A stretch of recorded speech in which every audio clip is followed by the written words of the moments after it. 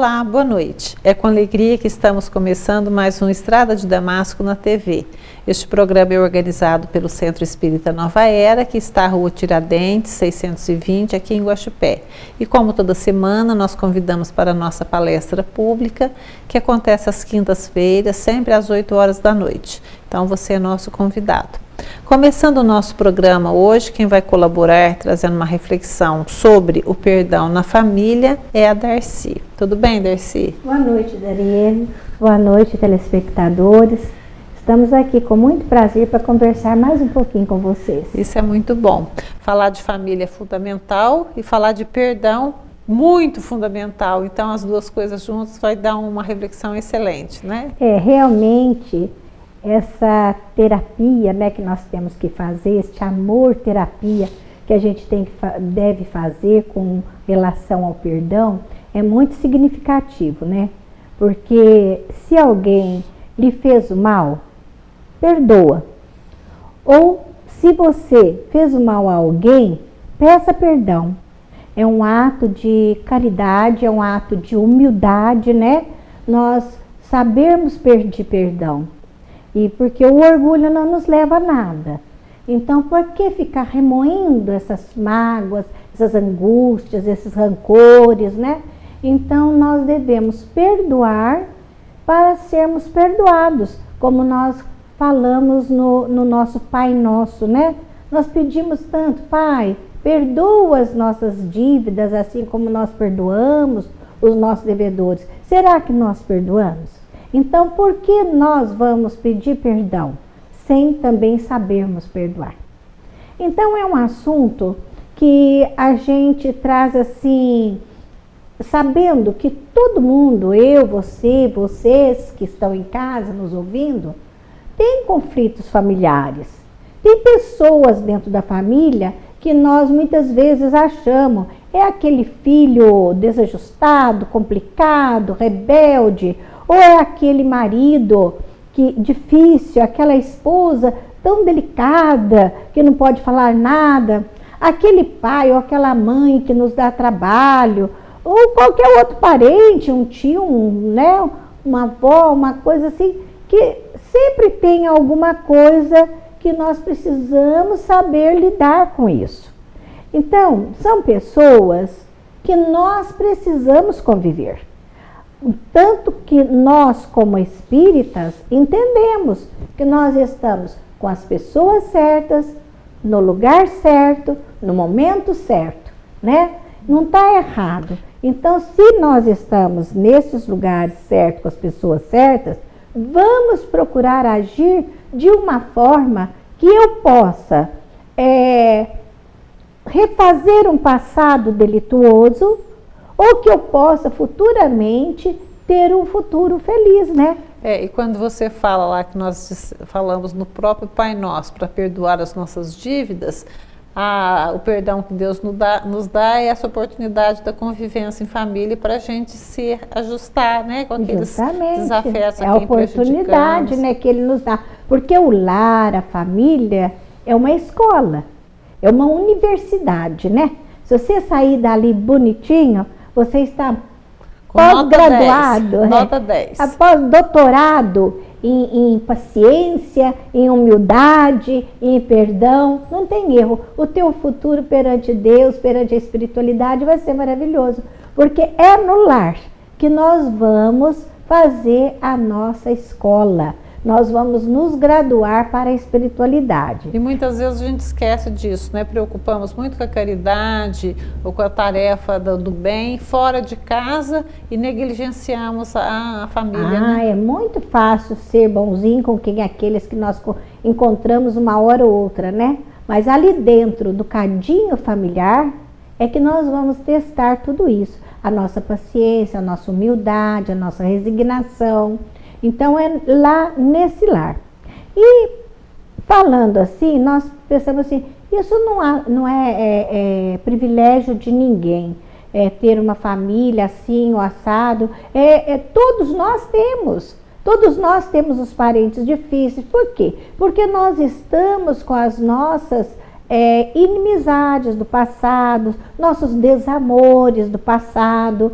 e que veem, como você disse, a oportunidade que Deus nos dá de virmos juntos novamente para refazer o nosso passado. E também um pouco pela questão do nosso estado evolutivo, né? Que se a gente fosse espírito já mais amoroso, mais ligado ao bem, a gente seria também mais tolerante, menos egoísta. Agora, pelas nossas próprias imperfeições, a convivência na família fica difícil também por isso, porque a gente não quer ser contrariado, a gente quer ser servido, né? Tudo isso...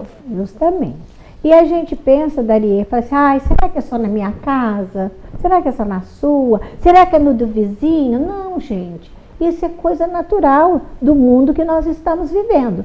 Então, por exemplo, olha, nós temos o Divaldo Pereira Franco, né?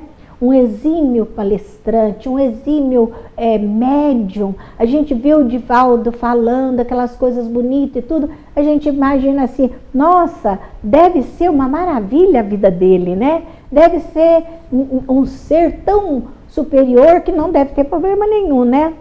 Mas não, ele nas suas palestras, nas suas falas, ele nos conta tantos casos da família, ele nos diz que eles eram em 13 filhos.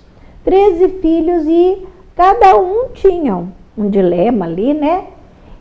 Uma das irmãs se suicidou, né? Depois, mais para frente, depois de uns 30 e poucos anos, ela reencarnou numa família muito pobre, passando fome, com os lábios leporinhos, e foi parar na porta da Mansão do Caminho, aonde ele mantinha várias crianças em creche. Então, foi levado para ele. Quando esta criança chegou com uma mãe na porta da Mansão do Caminho, a mãe dele, carnal, surgiu para ele e disse, esta é sua irmã, cuide dela. Então ele adotou a criança, levou para dentro da Casa do Caminho e ali ele cuidou dela até o desencarne. A outra irmã, que é um caso também que a gente vai abordar mais hoje, o próprio Divaldo, ele conta que ele com 17 anos arrumou um trabalho, depois de 15 dias, todo satisfeito com o trabalho, houve uma recessão, né? E ele foi mandado embora, perdeu o emprego. Ele diz que na época era muito comum as pessoas se suicidarem lá do elevador Lacerda, lá em Ribeirão, em Salvador. E ele então foi até o elevador para se jogar. Mas no momento em que ele ia se jogar, ele desmaiou. E como ele conta, até sorrindo, ele desmaiou e graças a Deus caiu para trás, não caiu para frente, senão teria sido suicídio. E então são coisas da vida que você vendo um Divaldo falando, você não imagina que aconteça. Então isso acontece em todos os lares. Não é motivo para nós nos desesperarmos quando nós temos alguém difícil na nossa família, alguém que nós não temos um relacionamento legal. A própria irmã do Divaldo, ela não tinha um relacionamento bom com o pai. Ela odiava o pai. Então ela odiando esse pai, não conversava com o pai, sem motivo. Nunca houve assim uma tempestade de conflitos que falasse assim, de hoje em diante eu converso com meu pai. Não, nunca. Ela odiava o pai. E o pai também não gostava muito da filha. Aí, certo dia, Divaldo conta que ele tinha uns 17 anos e ele estava dentro de um ônibus com o pai. E o pai falou assim para ele, a sua irmã não gosta de mim, né? Ela me odeia. Aí o Divaldo falou, pai, realmente, ela não gosta de você. Ele falou assim, mas o que eu posso fazer? Ele falou, perdoa. Nesta época, Divaldo ainda não era espírita. Então ele fala assim, perdoa, pai, perdoa. A filha, a mesma coisa.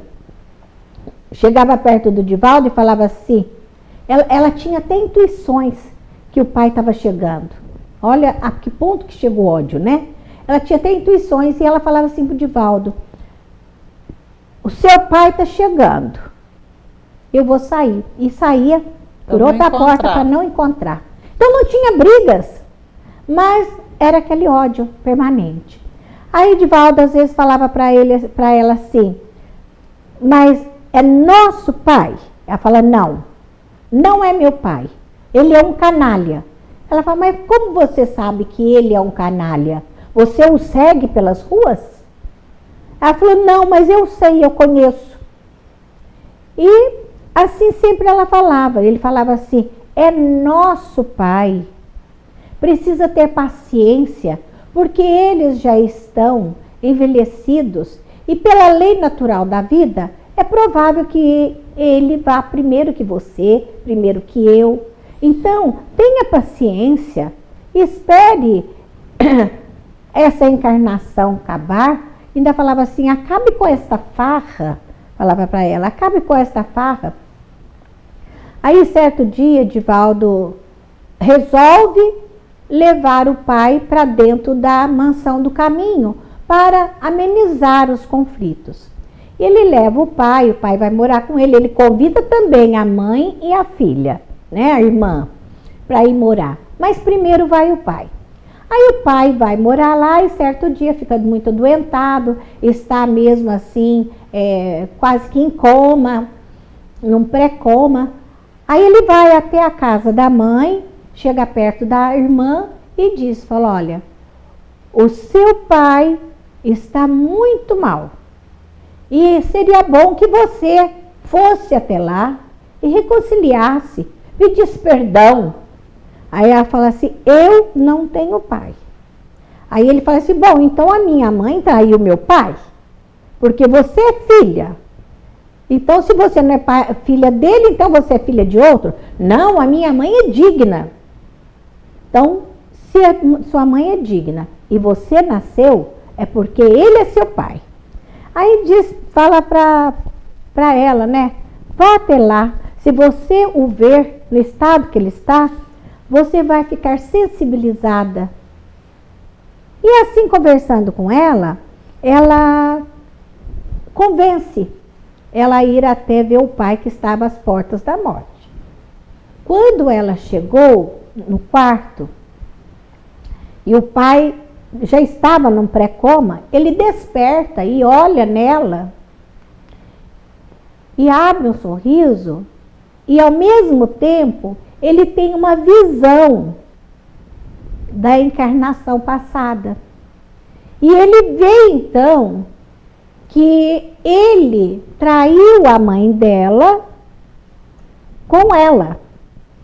Entendeu? Uhum. Em outra encarnação ele era casado com a mesma esposa dessa encarnação. E ela era a amante. E ele então, resolvendo ficar com a família, abandonou a amante. E ela então guardava esse rancor, esse ódio, essa angústia de ser abandonada. Então, neste momento, ele vê o trio amoroso. Então chega e fala para ela, fala, minha filha, me perdoa, me perdoa. E ela começa a chorar também, e ali então termina Tem uma reconciliação. Isso. Termina então o conflito, logo depois o pai vem a falecer, Edivaldo retira a irmã para fazer a parte de sepultamento e tudo.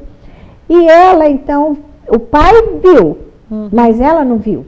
Aí ela pergunta, ela chamava o Edivaldo de Di.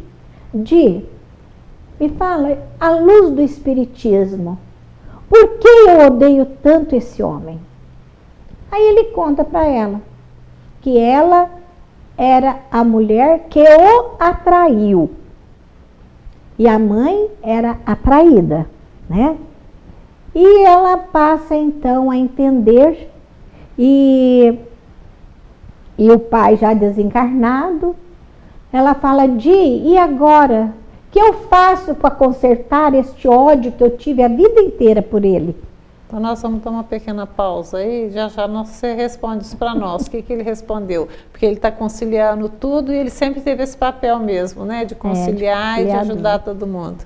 A história do Divaldo realmente é maravilhosa, né? Nós temos muito que aprender com esse espírito evoluído. Já já nós retornamos.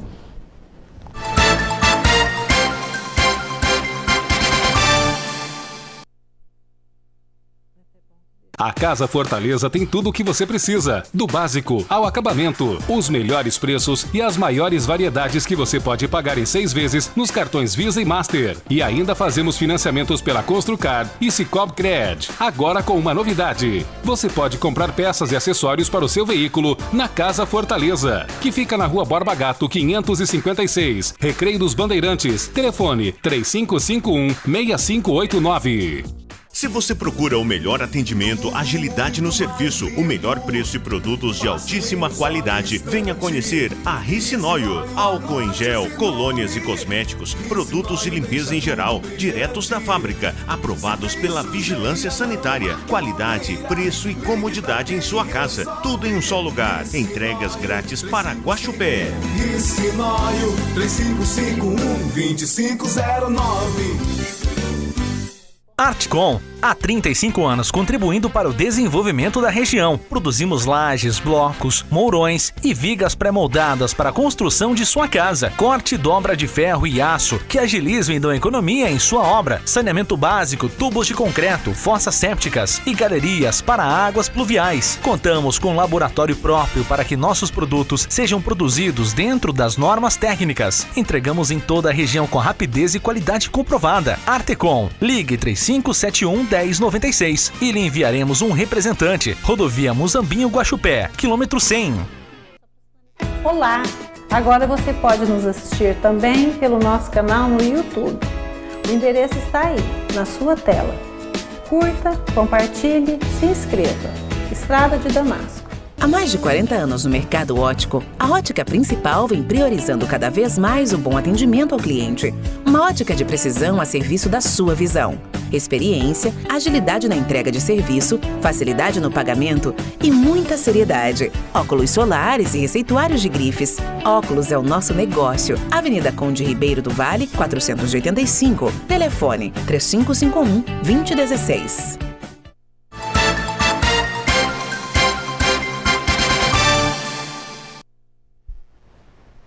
Nós vamos dar sequência no nosso bate-papo, conversando hoje sobre dois assuntos muito importantes e relacionados: o perdão na família.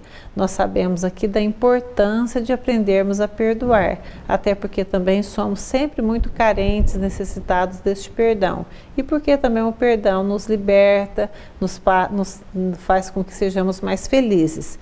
E viver em família já é um grande desafio, é ali que é o nosso cadinho depurador.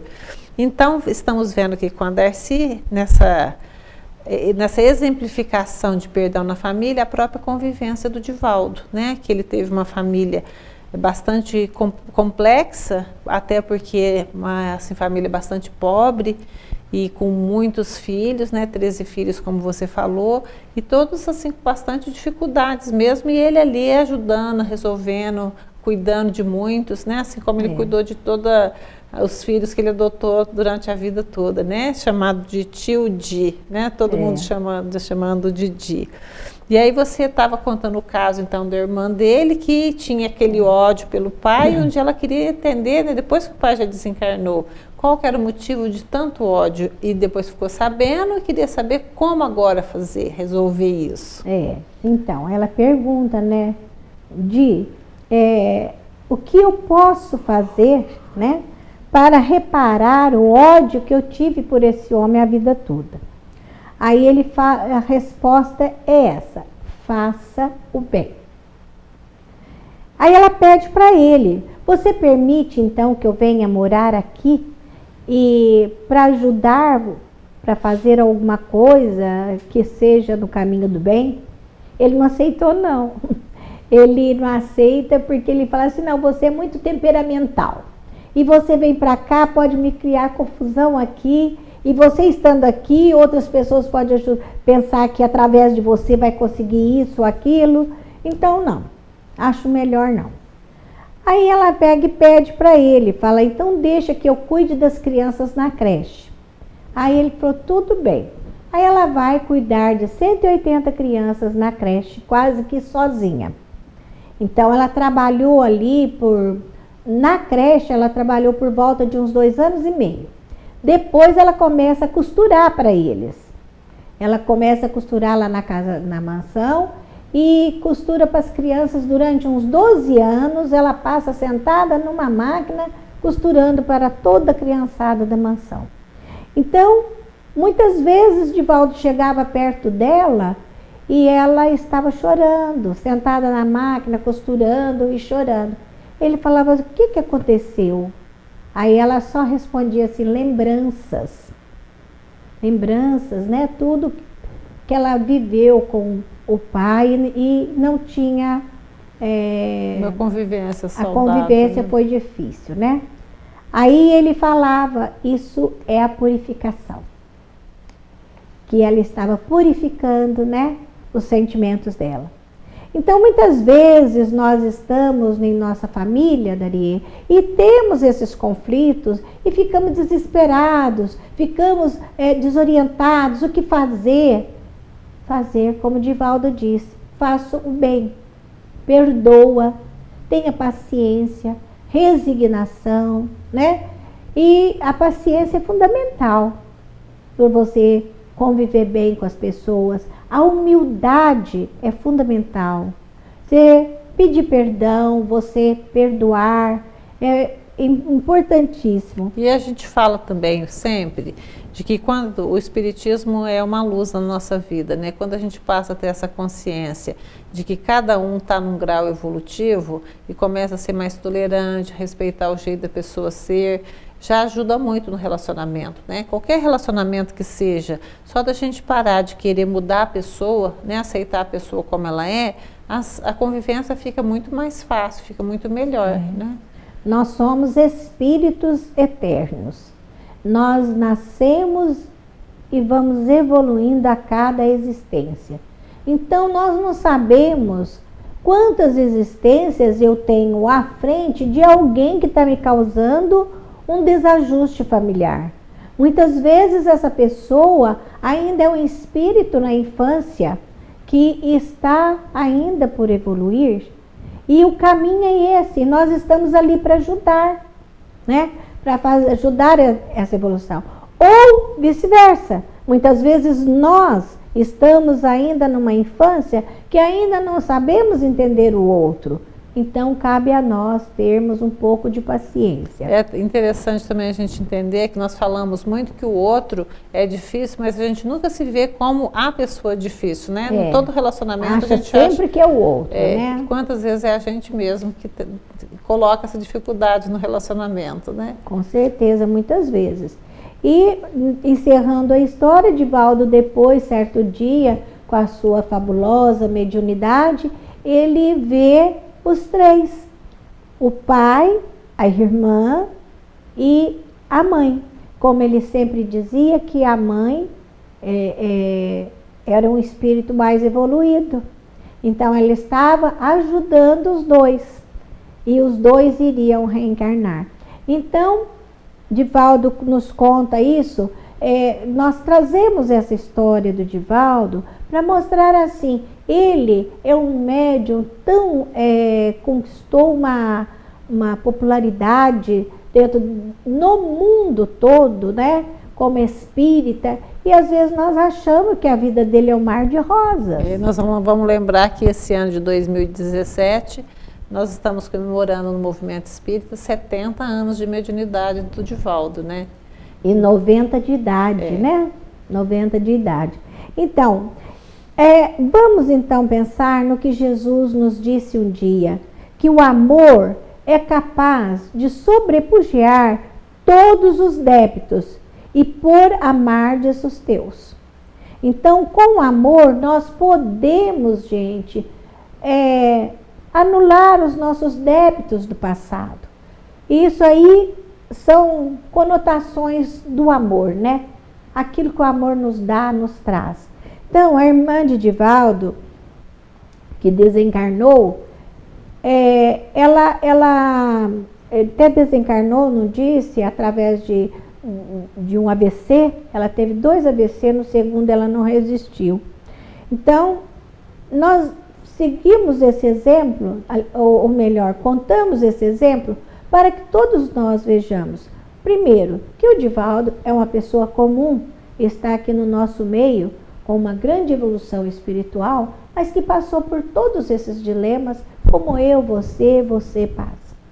Segundo, ele não fez segredo dos seus problemas familiares, porque inclusive às vezes ele está dando uma palestra, como eu já ouvi ele dizendo, falou assim, a minha irmã está aqui pedindo para eu contar o caso dela.